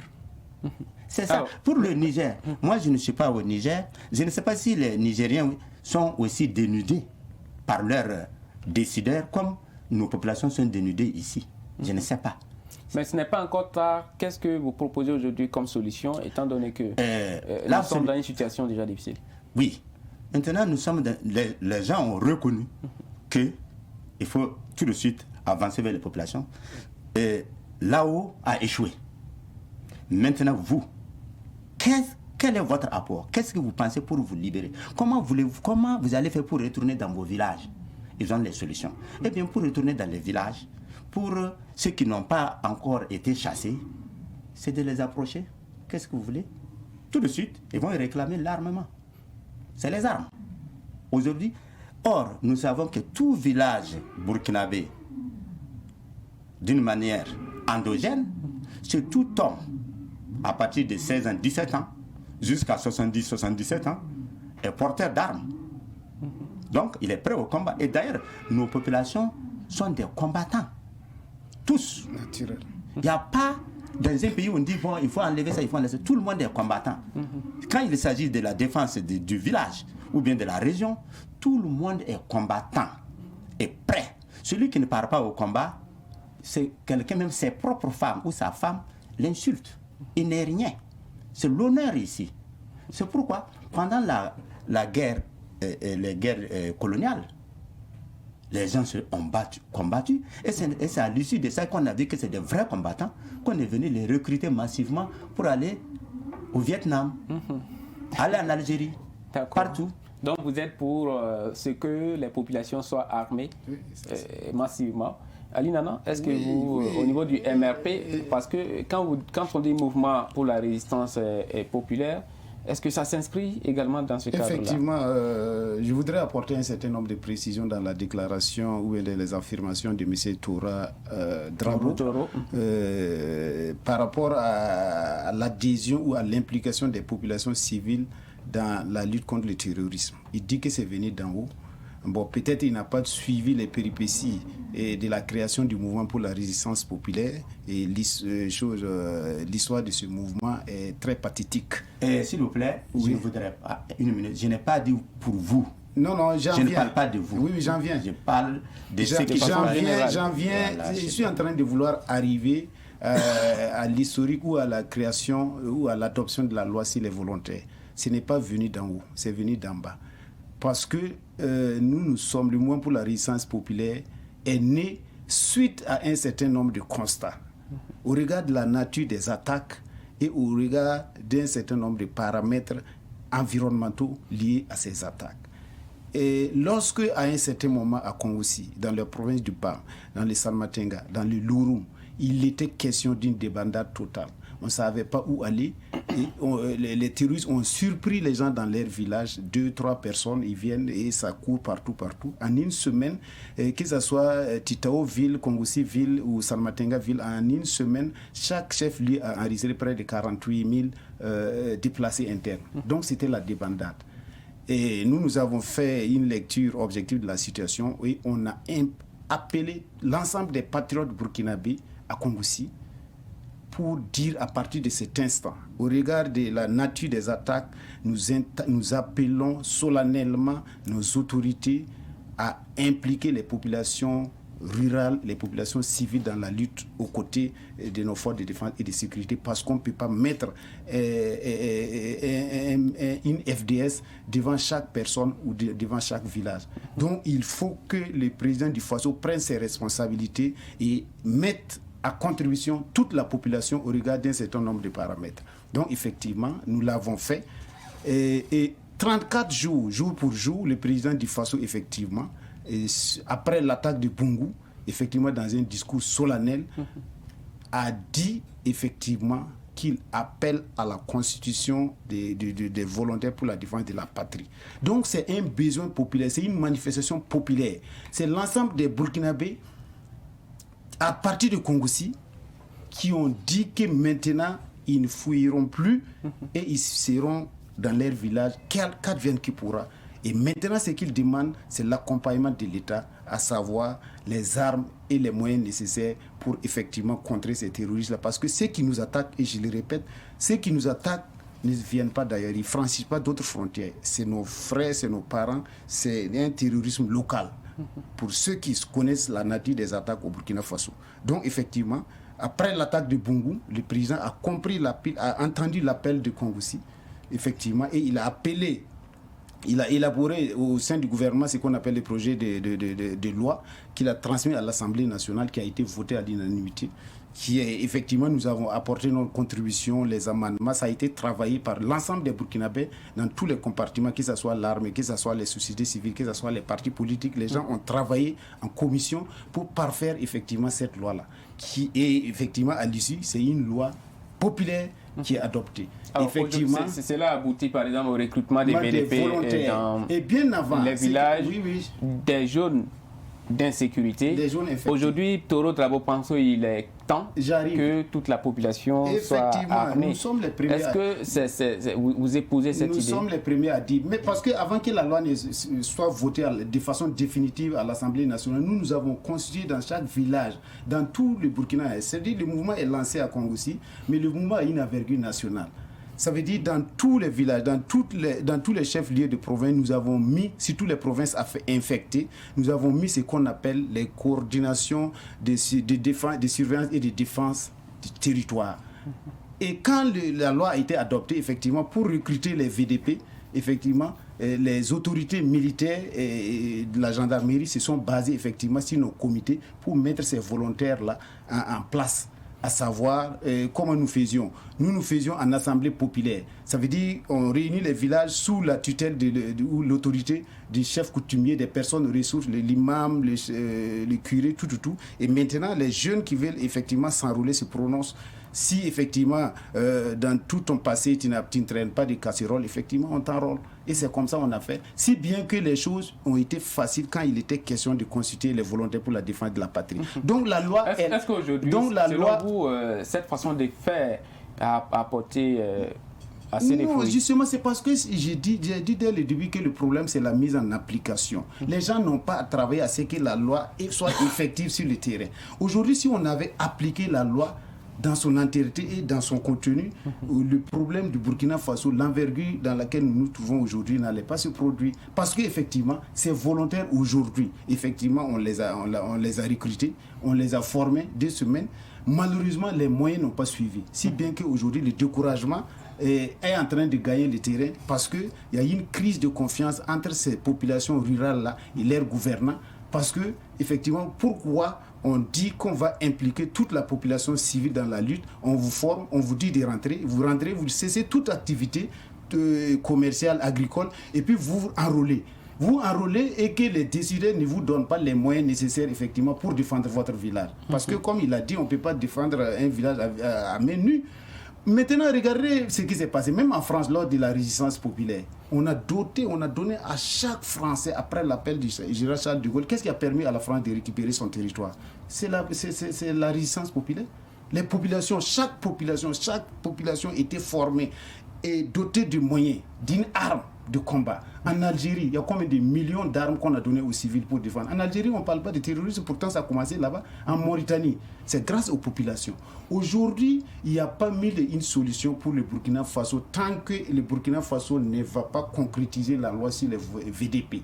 Aujourd'hui, il faut armer tous les villages. Il faut armer toutes les populations patriotes. Tous ceux qui veulent effectivement. Il faut que chacun s'érige en militaire, en défenseur du territoire, parce qu'il n'y a pas... S'ils veulent, n'ont qu'à amener tous les experts. La sécurité du Burkina Faso appartient aux Burkinabés. Et le G5 Sahel dont on parle, vous avez le budget du G5 Sahel. Si vous gagnez, si on vous dit le budget de fonctionnement du G5 Sahel, vous tombez. Mais ça produit quel résultat pour nos populations burkinabées? Absolument rien. C'est un échec absolu.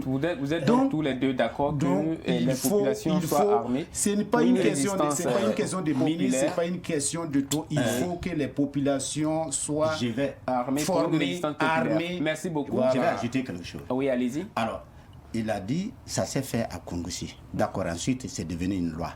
La loi, c'est quoi? Aujourd'hui, le Burkinabé villageois, la loi, c'est quoi pour lui? Mais ces villageois-là, ils votent. Non, attendez. Il ne faut pas voir parce qu'ils votent qu'ils comprennent. Ils ne sont pas en phase avec cela.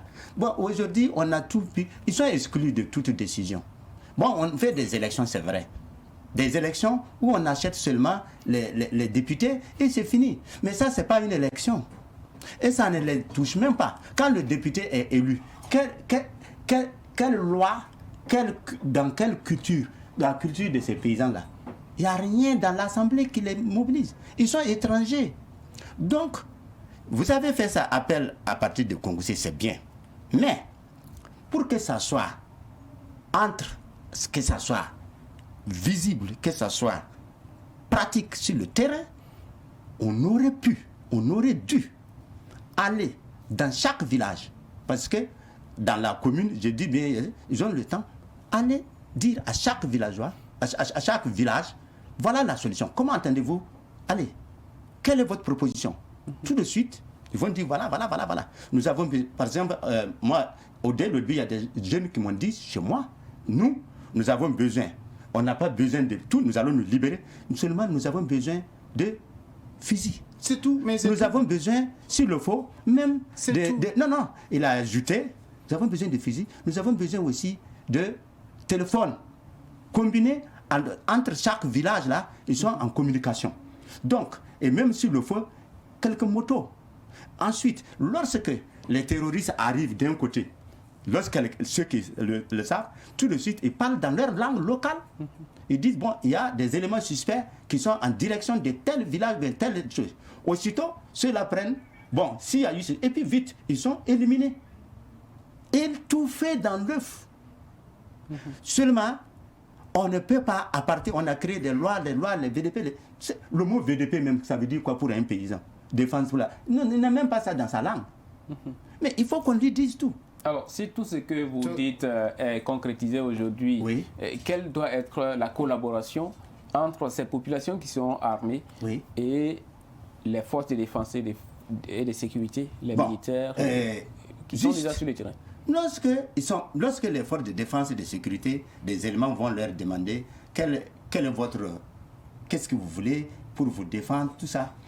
Puisqu'il est dit, nous avons dit au PDP-PS, on ne défend pas, on se défend. Par analogie, on ne développe pas, on se développe du processus de Kizerbo. Donc, il n'y a pas quelqu'un qui ne s'aime pas. Lorsqu'on dit qu'on appelle aux populations de collaborer avec les forces de défense et de sécurité, on n'a pas besoin de dire ça. Si jamais on dit aux villageois ou bien de collaborer avec les forces de défense et de sécurité, c'est qu'il y a quelque chose qui ne va pas.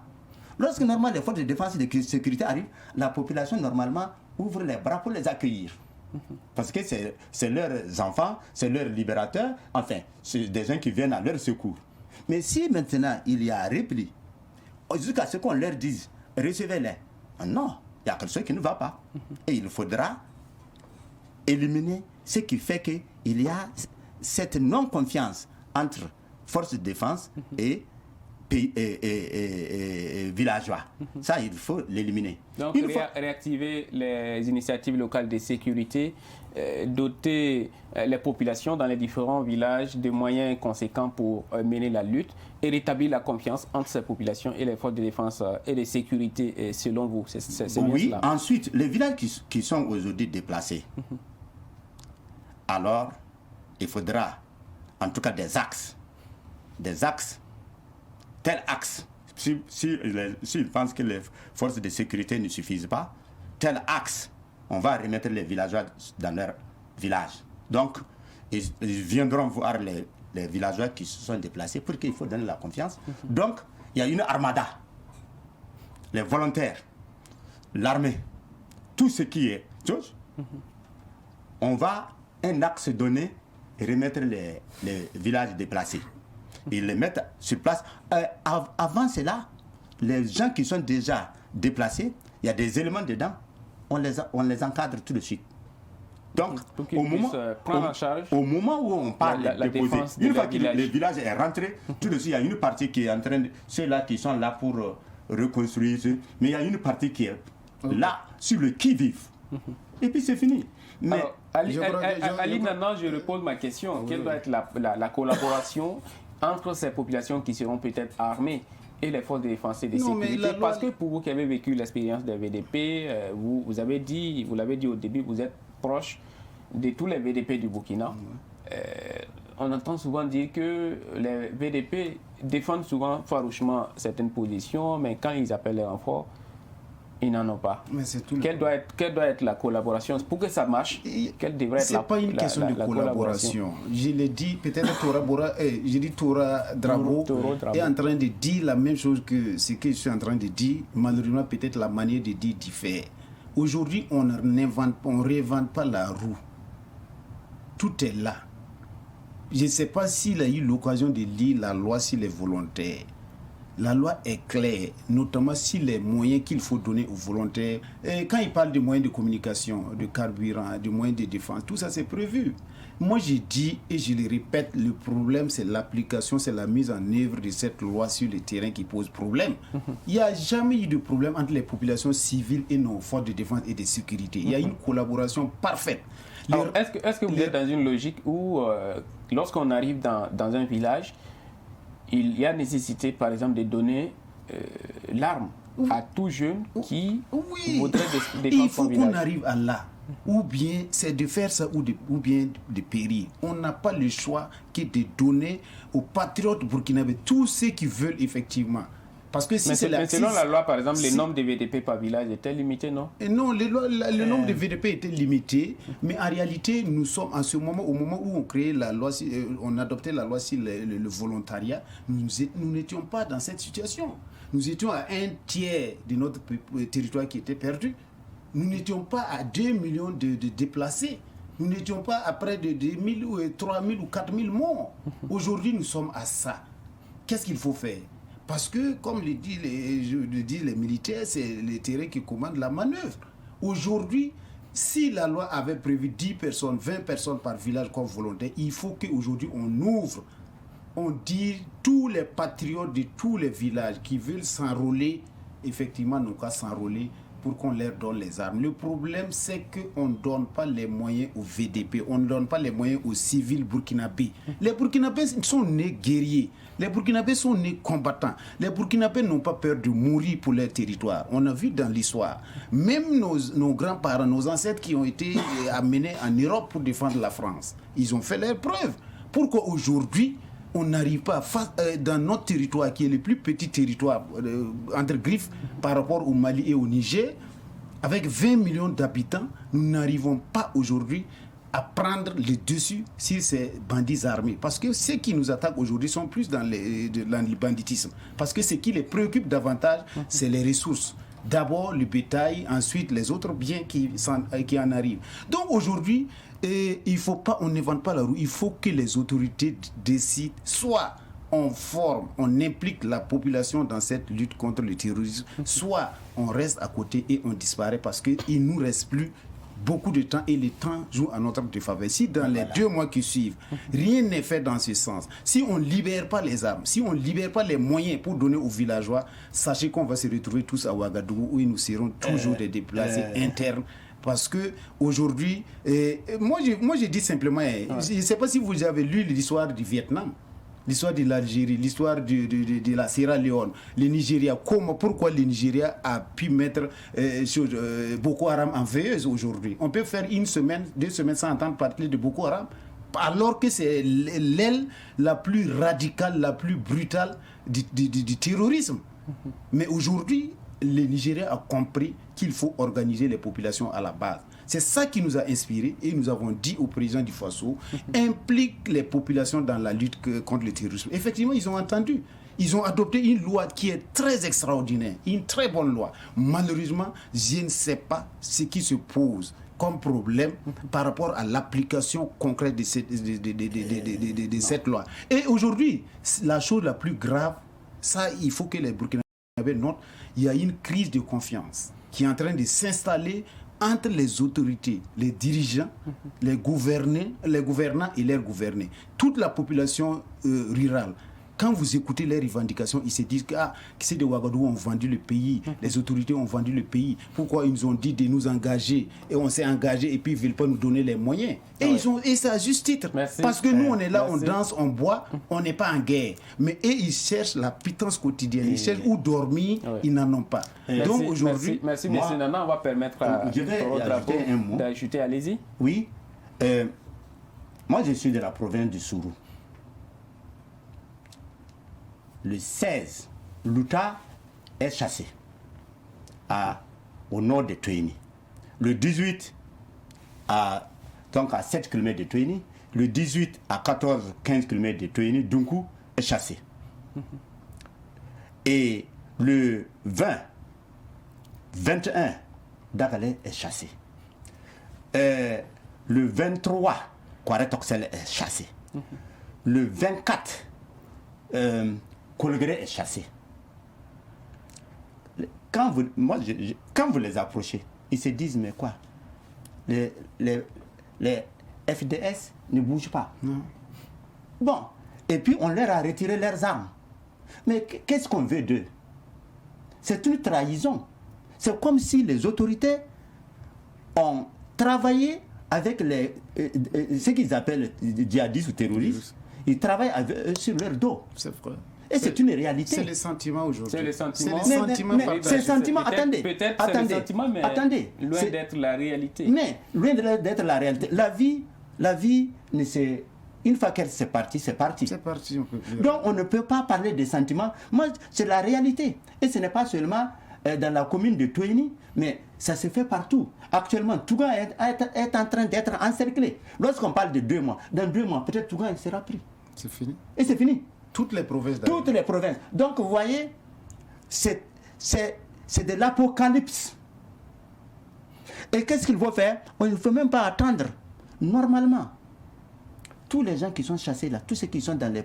Aussitôt, on devait en même temps Une fois arrivé, on prend certains, ceux qui veulent.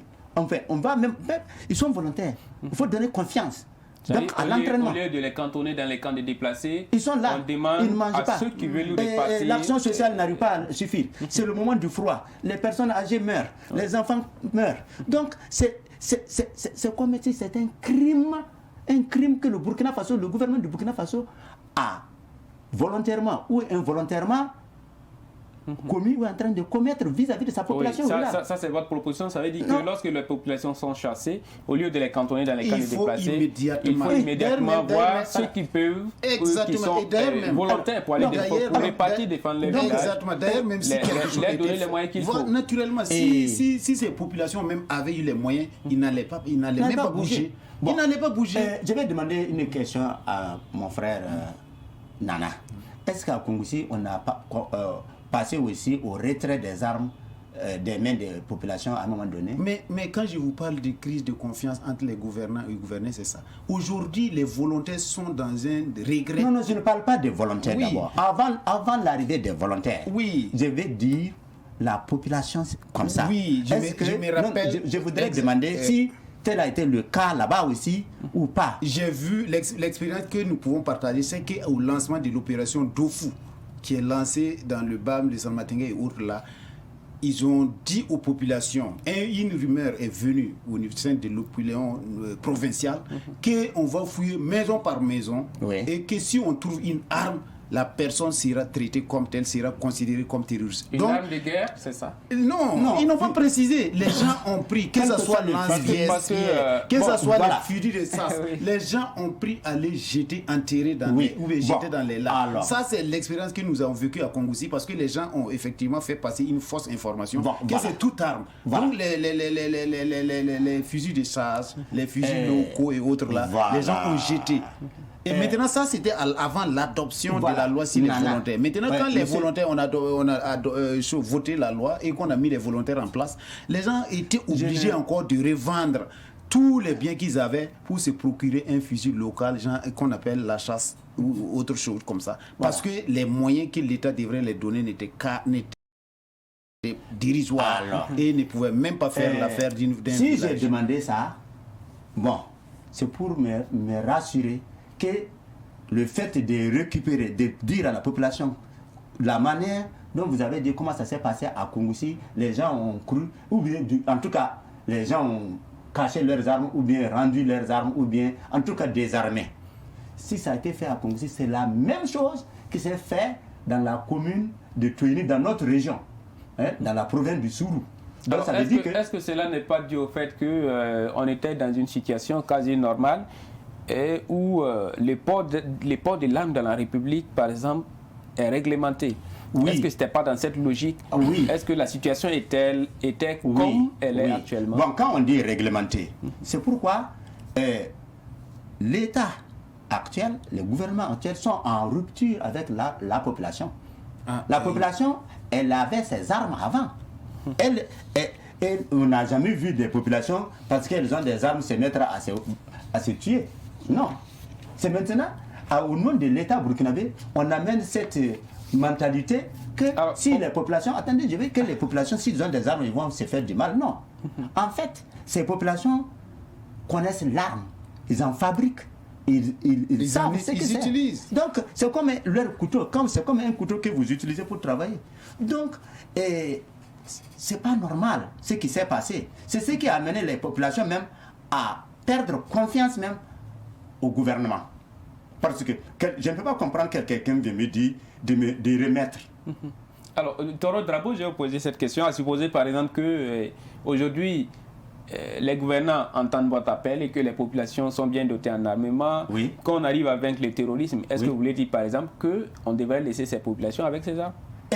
Oui, attendez. Si c'est fini, c'est une armée populaire. Très bien. Donc, à tout moment, lorsqu'il y a... Est-ce que cela aussi n'est pas dangereux? Non, attendez. Absolument. Quand vous dites que ça c'est dangereux, c'est justement nous copions l'Europe, nous copions l'Amérique. Parce que nous, dans notre endogénie, c'est-à-dire que la manière de nous prendre en charge nous-mêmes, de vivre comme nous entendons dans notre propre culture, cela n'amènera pas de ça. Il peut y avoir quelques cas, mais il ne faudra pas généraliser. Parce que tout le monde sait que si jamais vous touchez à l'arme, vous tuez quelqu'un, vous savez ce qui vous attend. Alors, on est déjà à la fin de cette émission. Monsieur Nana, allez-y pour votre mot de fin. Quel est votre appel aujourd'hui à l'endroit de la jeunesse burkinabé, puisque vous parlez de doter les populations en armes? Aujourd'hui, on entend beaucoup de gens qui disent c'est la Ouagadougou, mais nous sommes à Ouagadougou. Est-ce que aujourd'hui, si on décide de le faire, si les gouvernants décidaient de le faire, est-ce que vous êtes sûr que les jeunes sont prêts à aller au charbon? Même dès demain, si on veut 1 million de jeunes patriotes burkinabés, 1 million demain à 10h, vous l'aurez. 1 million de demain de patriotes burkinabés. Donc avant de répondre, il y a une très belle question que vous venez de poser, notamment, est-ce que si on donne des armes aux populations, est-ce qu'après, non, ça c'est une question qui ne mérite même pas d'être posée. Et lorsque effectivement nous travaillons à l'adoption de cette loi sur les volontaires, là, cette question a été posée. J'ai dit aujourd'hui, pour qu'on arrive à cette situation, il faut d'abord qu'on retire notre territoire. Il faut qu'on survive. Oui, c'est la question que j'ai posée. Si on parce vit que, pas, Toro Drabo n'a cessé de dire que depuis longtemps, les populations ont été désarmées. Écoutez la question, s'il vous plaît. Toro Drabo n'a cessé de dire, par exemple, que depuis longtemps, les populations ont été désarmées. Il fait référence au temps même où le terrorisme n'existait pas ici chez nous. Il pense que les populations ne doivent pas être désarmées, alors que lorsque nous sommes en situation normale, le port de l'arme, par exemple, est réglementé. C'est pourquoi je lui ai posé la question de savoir si aujourd'hui les populations étaient armées voilà, pour cette guerre populaire dont vous parlez.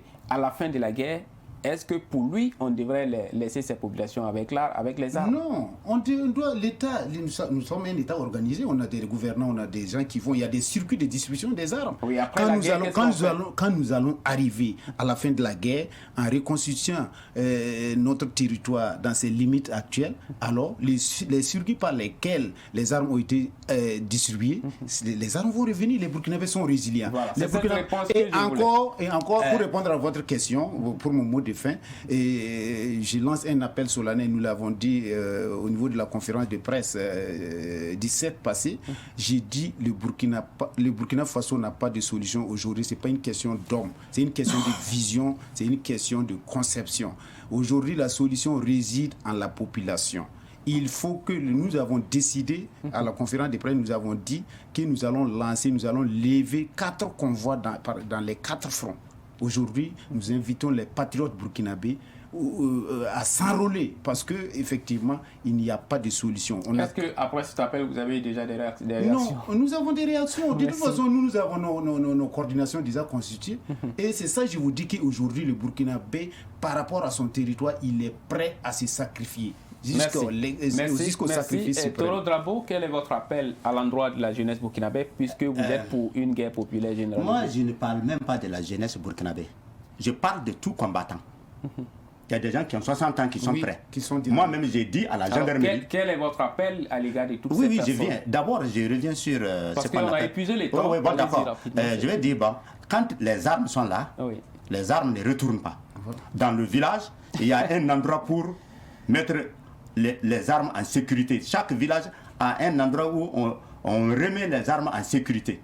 Et c'est prêt. Lorsqu'il y a encore attaque, on n'a pas besoin que les armes prennent un long chemin. Aussitôt, c'est ouvert et les gens sont au front aussitôt. Et fini, on reclasse les armes. Ça, c'est un. Est-ce que ce ne serait pas lourd à gérer si chaque village doit avoir une poudrière? Non, ce ne sera pas lourd. Parce qu'il faut que les armes, vous savez, quand même, quand c'est endogène, c'est une arme populaire. Si la population même est pour ça, non.